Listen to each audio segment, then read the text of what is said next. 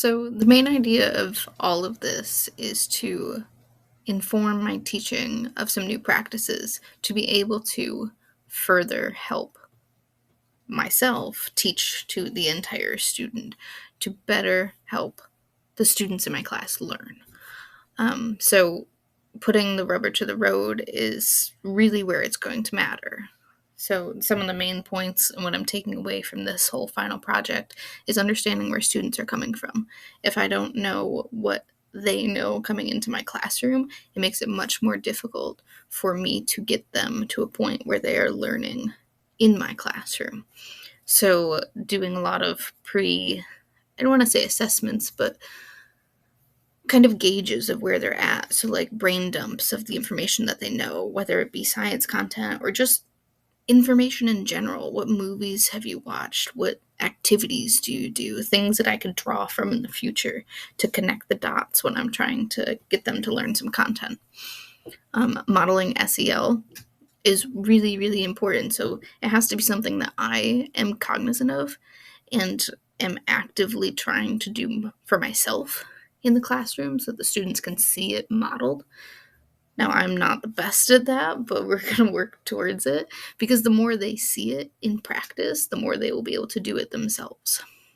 That also includes me developing an environment in my classroom that is safe and caring and promotes just good, positive attitudes towards learning. So, a lot of that is on me to create a good environment for the students to have some great social emotional learning.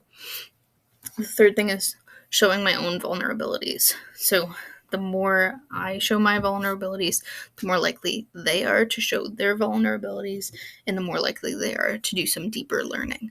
So that kind of falls on me to be able to showcase that it's okay to be wrong, to be goofy, to ask questions that some people might think are not great questions, but it's something you're wondering. So showing my own vulnerabilities will then help them to be better learners. Encouraging open-ended learning environments. That is something that I could do to encourage them to pursue something that they're passionate about, because their passions might not be the same as mine, and they might not be the same as the person next to them. So whatever their individual passion is that can get the content across, that's what they should be learning and what they should be researching and communicating and presenting on. And finally, using positive reinforcement, because if the classroom is chaotic, the students aren't going to learn. They're not going to have that comfortable environment, that safe environment that they need to learn.